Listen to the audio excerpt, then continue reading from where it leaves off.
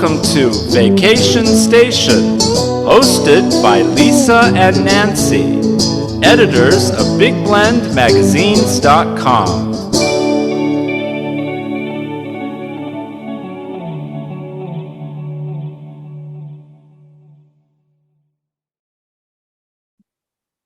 Hey everybody, welcome to Big Blend Radio, second Friday food, wine, and travel show with the International Food, Wine, Travel Writers Association. That's a long thing to say. We say IFTWA, IFWTWA. They're an amazing organization of travel writers, photographers, bloggers, and also the destinations. Anybody who is in that industry is a part of IFTWA. And I encourage you to go to their website, ifwtwa.org. And you know, it's easier to say that, but every second Friday we chat with the travel writers and photographers and bloggers. Every second Tuesday we chat with the destination. So we love it. I know you as an audience enjoy hearing about all these destinations. And today we're excited to hear about what it's like to go on a luxury barge cruise with European Waterways in France. I mean, that's pretty cool. Nancy, don't you want to go? Sure. I know. It looks beautiful. It sounds beautiful. And we know this. We have award-winning travel writer and photographer Rose Palmer with us, and she's going to talk about her recent barge cruise experiences. And we're going to talk a little bit about her writing as well. I encourage you to go to her website, which is quilttripping.com. So it's actually Quil. Is it quilt tripping with two T's? I've got to get this right. Yeah. See, it's quill like a pen. One T, Yeah. two P's. There it is. Quilttripping.com. So welcome. How are you, Rose? I'm very well. Thank you for having me on your show. Hey, we love this. Nancy and I, as soon as we saw you're talking about, really the patchwork of travel and how that really, I don't think you can have just one kind of experience as a travel. And that's what, as a traveler, and that's why we're the Big Blend, because there's so much to experience out there. But tell us a little bit about your name, going in. Do you like quilting, or is it about quilting and also holding the pen? It's about my passions at this point in my life. I took early retirement a few years ago. I've always loved to travel. I've been doing photography since my early 20s. And then I've dabbled in crafty stuff all my life as well. And quilting is one of the things that has stuck for longer than the rest. So after I retired, I was looking for something to kind of keep me out of trouble. And I was looking at other people's blogs, and I thought, oh, well, I can take photos and I travel, and I can give writing a try. And I thought, well, why not put quilting in there as well? Because these are the things I enjoy doing. So I combine the three in one way or another. Occasionally I can combine all three in actually one trip, not very often, but my stories always involve travel and photography, and then there's some quilting thrown in there as well. Yeah, and a little bit of history. And from what, you've got a great article talking about your European Waterways adventures, and everyone, it's up on blendradioandtv.com in the travel section. So you're going to want to check that out. And it sounds, this luxury experience, but it's kind of like, we talk about the slow food movement, but this feels like a really slow way of traveling where you can actually soak up the atmosphere and the place instead of just whirling through it from one, activity and attraction to, you do all that, but it just seems like such a relaxing way to actually breathe the air of the place and get that sense of place. That is exactly what it is. It is slow travel at its best in a environment that is as luxurious as you can possibly imagine, better in my opinion than a five-star hotel, because the service is extremely attentive. You're in an environment with only a very small number of guests. Each of the two cruises I was on, the number of guests and the staff ratio was about 1-to-1 for the whole week.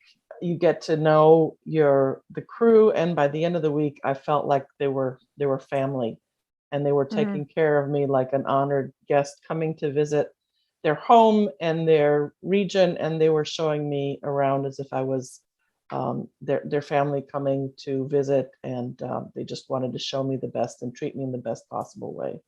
Well, that's That's nice. nice. Yeah. Yeah. It seems that on these barges that, I mean, they're not like these monster cruise ships, right? This is kind of an intimate experience, and the canals are not that wide even. I mean, it's like an intimate, cool experience. And looking at your photos and reading, the story of where you're going through all these places, you can just sit up on deck amongst the flowers that are on the barge even. It's like you're looking at people's backyards, and then you'll see like this, these historic buildings. Do they tell you what you're going through when you're, floating? I'm going to say you're floating on the barge through the canals. Do you know what you're looking at? Is there like kind of do they give you a write-up of this is where we're traveling through, or do they tell you this is where we're going, what you're looking at? Most definitely. So intimate is definitely the key word. It is an intimate experience. We're talking, um, like I said, the biggest barge that they have, that the first one that I was on, could hold the most 12 guests. There were only 5 of us. The one I was just on, the Renaissance, had 4 cabins, so a maximum of 8 guests. Nice. You're right. The canals are not very big. These canals were dug and put in place in France in the 1600s, and all that work was done and dug out by hand at that time. So you can imagine they were made only as big as they needed to be for the barges to pass through. And the reason they built the canals was as a means of transportation to get all the goods that they wanted to move them around the country, to connect the rivers, the major rivers, to connect the Mediterranean and the Atlantic, to be able to bring in, the fresh seafood from the Mediterranean and the Atlantic, to bring in the produce that was growing inland and transport it around the country, and in particular to get it up to Paris, because that's where the royalty was, that's where the wealthy people were, that's where the markets were. So these canals were put in place to transport all these goods. Now the canals are used for recreation, and the barges that were at one time used to transport lumber or produce have been taken and refurbished and totally turned into a luxury floating home or hotel. And for a week, you're on the barge traveling, as you said, very slowly. I think maybe at the most we might have moved, as the crow flies, maybe 50 to 70 miles at the most. So, not more than 10 miles or so per day. They have to move slowly because the canals aren't very deep. There are a lot of locks. As I said, they were dug by hand, and so they follow the topography. And so, if the water or the topography moved up or down, then they put in locks to control the water and the water level. So the barges move through a lot of locks, and that takes time. And these locks, still, many of them use a lot of the original mechanisms. Some of them are still open and closed by hand. A lot of them have been modernized, but it still takes some time because you got to. They're very tight. It's like putting a glove on your hand. There might just be a few inches on each side. So the captains are extremely skilled at piloting the barge into the lock, and as you can imagine, they have to do it slowly. And then, once it's in the lock, the water has to either drain or the lock has to fill, depending on, where you are. And then once it's at the level of the other side of the lock, then you move on. So this is part of the slow process. And it's actually, it's fun to watch, even though it happens a lot. It's just, on the one hand, it happens slowly, but at the same time, once you're in the lock, it is interesting to see how quickly the lock actually fills. And it's all done by gravity for the most part, I believe, if I remember correctly. That's amazing. I mean, Yeah. but again, that's that slow part. And you said in your article that, you could, take one of the bicycles and, cycle around and then meet them at their next destination. So, Right. I mean, it sounds it's slow enough. Can we walk if we don't know how to Oh yeah. cycle? Oh yeah. You can walk, and probably walk faster than the barge is going. Wow. That's because they do. cool. They move very slowly, and then to answer your previous question, so each day the captain or one of the crew will tell us what we're doing that day, where we're going, what we're going to be seeing, and then obviously when we're doing an excursion, one of the crew goes with us and they act as our guide and provide a lot of information about the site that we're seeing and the background. So it's a very private, very personal experience. I mean, not even just, we talk about small group travel, and when you think of small group travel, you think maybe 18 people, you think of as small group travel. Well, there were four of us on my cruise here on the Renaissance last month, or in June. So it's a very personal and in many cases private experience that we're doing at each of these sites and locations. It's like having your own private water taxi or a yacht. More like, yes, I would put it more like a private yacht than a than a taxi. Yeah, taxis get a little bit rushed and crazy, but I could see, a family, booking the whole thing, or like a women's retreat, or you know what I mean? Yep. I think solo travelers, this is a really cool way where you can be with your friends and family and then bail off and have your own little adventure. And it's also a great way to meet people if you are a solo traveler in a way. I think it would be a nice way of traveling. I wanted to touch on some of these activities and we have to talk about the wine and the food, Ooh, oh, yes. Because I was just like, holy cow, I mean, when you put the word luxury, you've got these beautiful accommodations, but I was just going, listen, you can put me on the floor, just give me that wine and that cheese, and take me to those wineries. But the activities, I know, talk about quilting, and I know you're into the arts and you saw so much architecture, but you were, it's not just the staff aboard, but when you were going to these activities, it seems like they were kind of this, again, intimate, low key, not touristy kind of activities. Like it was more of this immersive experience where you went to this artist's home, but she may not, it's not Claude Monet, but it's, it's somebody amazing that you go and see, and you're meeting families and things like that. I mean, right. But they, I mean, met some royalty, and that's not something you normally get. And you just Google things and try to put your own itinerary together, right? Exactly. So one of the things that I really like about the European Waterways experience is that they go out of the way to curate unique, again, and bespoke is getting used a little bit too much these days as well, but they truly are bespoke experiences where they go out and they search in the area sites or activities that you would not be something I would find or think of as coming from the U.S. They might be something maybe that somebody from France might be familiar with or might find on their own and go to look for, but they're not the highly traveled and highly touristed sites that you would normally find in a guidebook or from Google or maybe even on Instagram or Facebook. They really do go out of their way to find very special and unique experiences, and that's really kind of my agenda for when I travel, which I think is why I like their tours and their barge cruises so much. So as you said, on my cruise here just recently on the Renaissance, one of my favorite activities was visiting the studio of Rosa Bonheur, who I'd never heard of, but in the mid 19th century, she was extremely popular, the most popular female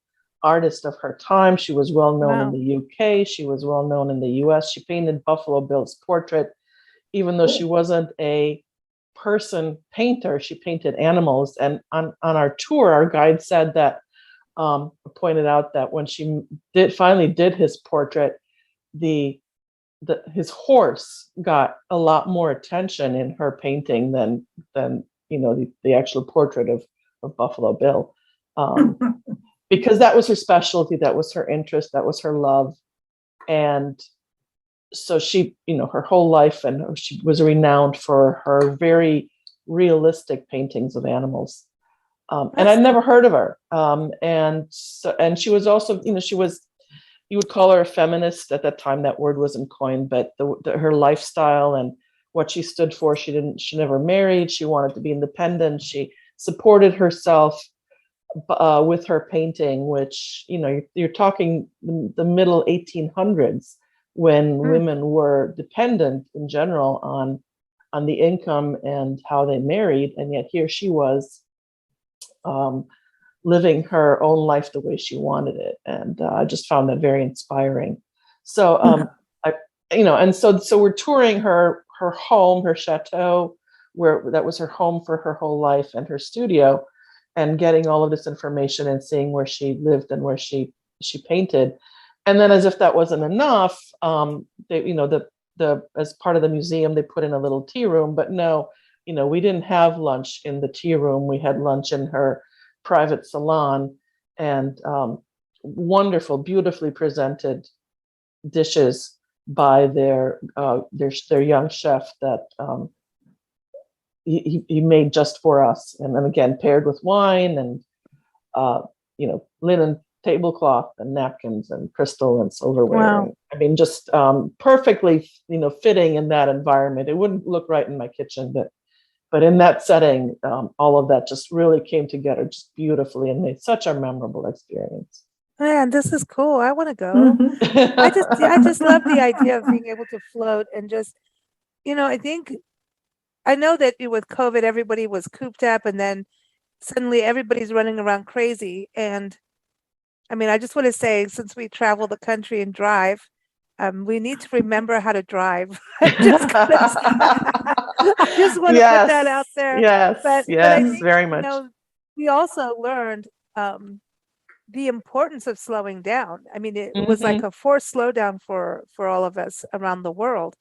And I think we're kind of going towards travel being, you talked about both bespoke, and it's customized. It's about actually having an authentic experience. Yes. And albeit this is luxury, I think people really want to have those unique once in a lifetime things. And you've had 2 once in a lifetime things now, just saying. Yes. On this European waterways. Like, I am very spoiled. I admit it. I realize that. You did good. But I think we're having really special experiences, but not at this hectic pace. I don't think it's just, for anybody, retirement age. I think this is for all ages. I think, for sure. Younger people that are running around crazy with kids and work. I think this is really, and I'm seeing more and more that it's not a generational thing anymore about going for the authentic experience. It's not. It's right. People really want that. Maybe Instagram helped with it. I don't know. Maybe. Yeah.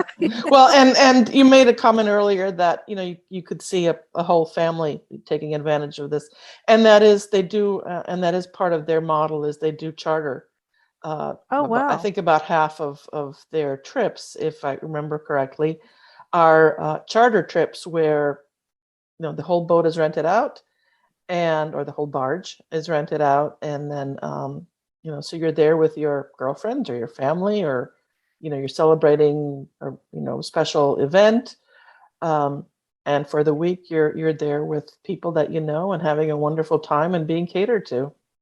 I think it's way more fun than being shoved in with a lot of strangers, and then you're a little bit worried, especially if you do have small ones with you. Yes. And they wander a little bit, and you're like, wait a minute, you need to stay right here. Whereas if it's all family and friends, you're usually not so worried.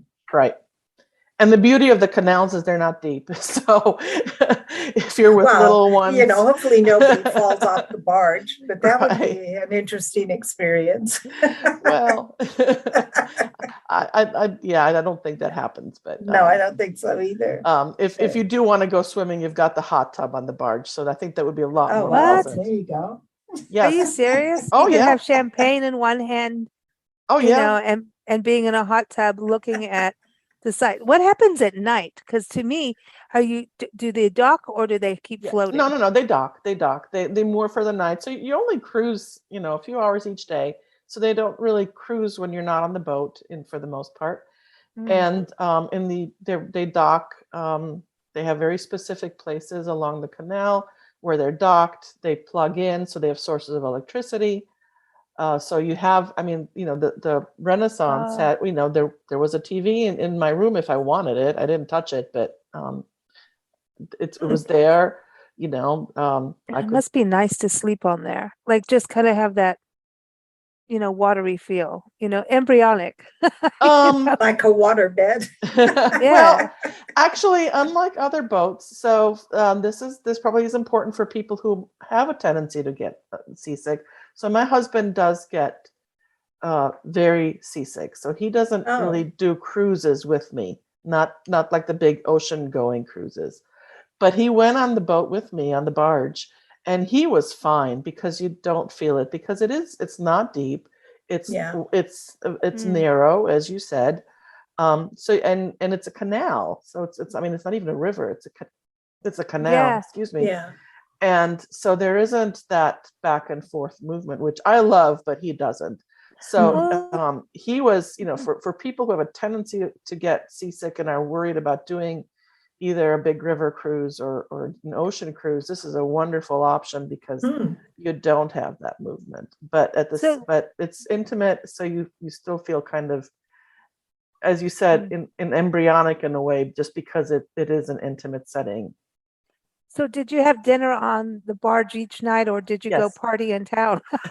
Well, the canals are in the countryside.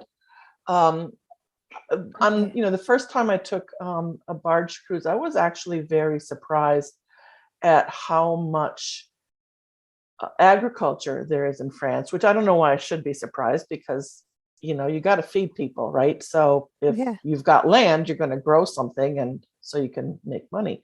Um, and it's not just vineyards; it's a lot of other Right. produce as well as and cattle. Um, but So we really, we didn't pass any major towns.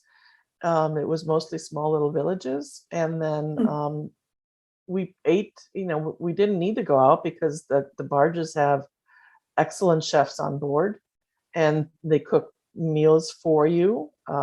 At 4-course dinners for Hmm. dinner, 3 courses for lunch. Each of the lunch and dinner comes with a red and a as Billy Joel would say, bottle of red and a bottle of white. Nice. And we're talking high quality French wine that does not get exported to the US. It's the kind of wine that would be local. And actually, for the captain's dinner on the last evening, they go all out and they provide Grand Cru wines. And I'm not, even though I'm part of IFTWA, I'm not big on the whole wine thing. But I did learn that the Grand Cru wines are the highest rating that you can give to a French wine, so, and in terms of quality, and it's dependent on Hmm. where it's grown and the region and the soil and a lot of factors, and it's a very difficult rating to get. So, and once you get it, you work very hard to keep it. So we're talking very, very good wine Hmm. on board. Cool. And That's if you want other drinks, there's a full bar. Everything is included, top shelf liquor, and they are happy to make whatever you want in terms of any other drinks and sodas and juices and water, sparkling water. There is no lack of things to drink and food. for the week. That's awesome. So it's all included. And how long do these excursions typically run? So they're a week. So they for the ones in the two I was on were close enough to Paris that I got picked up in Paris on a Sunday afternoon. We would drive to where the boat was docked, and then they take you back to Paris on the following Saturday. Nice, nice. I So love this. six and a half days. Wow. Wow. I want to go. Nancy, let's go. I want to go. Sure, I'm ready. I want to go float. To me, I just like the whole idea of it being slowed down and Yeah. immersive, that you really get to learn in this really calm manner and connect with people. Because I think that's when you learn the most, is when you're actually having conversations with people instead of being told what you need to learn and being bombarded Exactly. with the dates and the facts that you go, I don't know what you're talking about. But if it's a Mhm. conversation and a family story too, because that's the other part of it, is you're getting the family stories handed down, and that Right. to me is where you really start to learn. Right. And yeah, it's more And you get intimate. to meet the crew in a very personal manner. And they may be from France, they may be from other places, but you really get to know them as well. They're not just somebody there waiting on you. They really become a friend, and almost, like I said, almost family. So and the other Absolutely. and the other guests, you can't Exactly. help but be in an environment like that with other people for a week and not get to know them. Oh, yeah, Yeah. for sure. That'd be I like it. part of the fun, It would be. I know. It is. Mhm. I think it We, is anyway. I just love that you had, lunch with a count and countess. I mean, well, Yes. you know, So on my first cruise on the La Belle Epoque, that was one of the activities. European Waterways set up an event with Count and Countess. I'm not sure I'm going to pronounce it correctly anymore. The Tane, I think. But the Count and Countess opened up their home. They're working on making a business of their historic chateau and developing their own wines.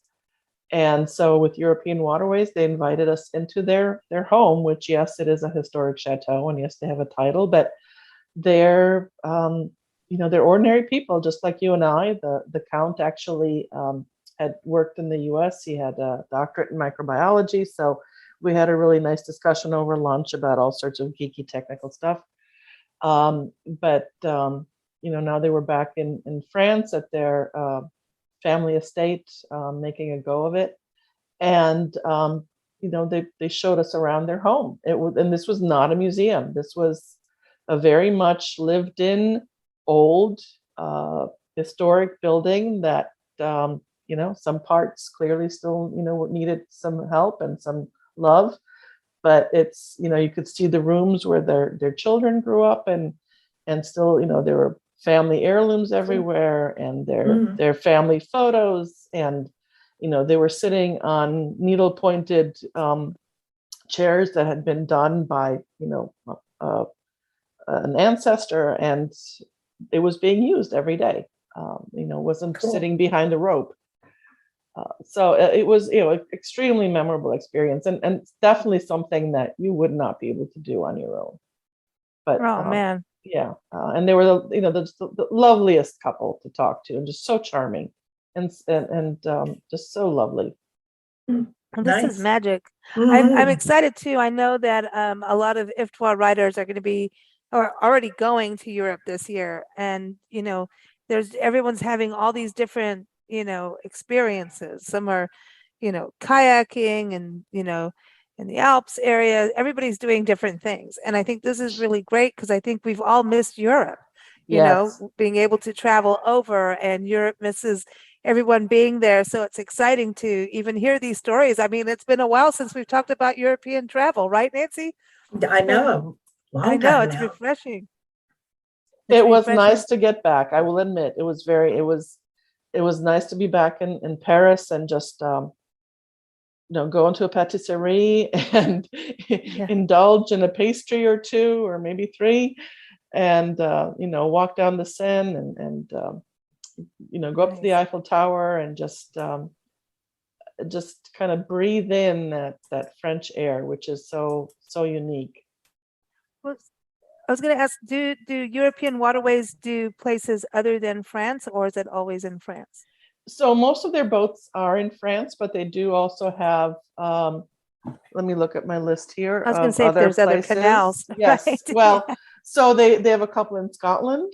They Wow. do some in, I think they might do one in Ireland, in Holland, in the springtime. I think they have something in Germany, and they also in on the Thames in the UK, and then also in the Venice area, I believe they also do something. So it's not just in France. That's the bulk of their barges are in France because the canal system is so well developed in France, but they've also developed offerings in other parts of Europe where they're easy to access the waterways and where there's interesting things to see. Do you want to go on another one, but in a Oh different yes. area? Oh, I will I had to go ask on the another stupid one. question. I will go on another one anywhere.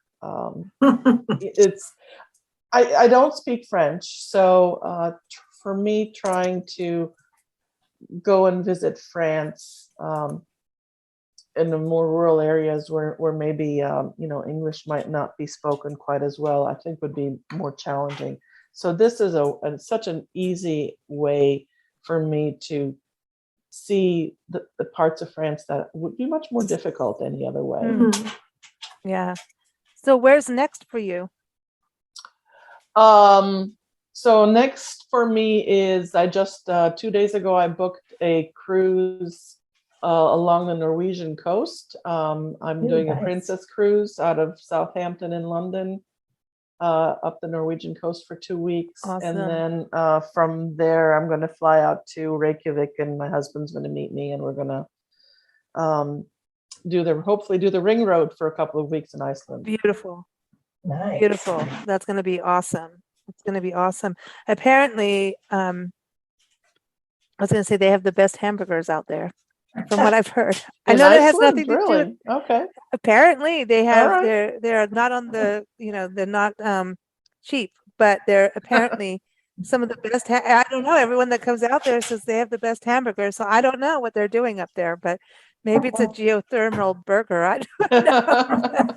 You get fire and ice. Maybe they put, here's your meat tartare with a chili pepper. I don't know what they're doing, but I do know you can eat bread that has been baked in the geothermal stuff. Like Oh, they do okay. bake bread. Oh, I'll have to send you an article. Travel writer Debbie Stone did it a few years back. Everything's pre-COVID. It's like that marker. Right, right. I'll send you her article because she did was it Norway to Iceland, Nancy? Oh no, she Yeah. did Norway and the Scottish Isles. What did Oh gosh. she's also with IFTWA, the International Food Wine Travel Writers Association, and it's I think it's really cool because they really do connect writers with destinations. What led you to join IFTWA? Exactly that. The Yeah. opportunity to connect with other destinations and work with them. Mm, So nice. it's been a good opportunity. Awesome. Well, I know you'll be off on these grand adventures, but for the rest of us, everyone, their professional conference and marketplace is coming up in September in St. Petersburg, Florida. So you can get some sunshine, good food. They have some awesome workshops, networking experiences. Destinations will be there. Really good panels.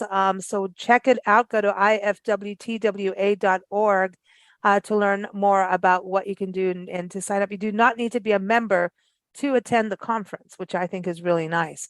But you probably want to join because it's worth it.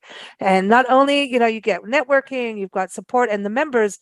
Over the years, we've been doing these shows for years with IFTWA, talking to travel writers about their experience. And not only are you connecting with destinations, but the networking, even just amongst the writers, has been really good, and people helping each other, which I think is really nice. Instead of competing, it's helping each other, which It's nice to see in the way the world is today.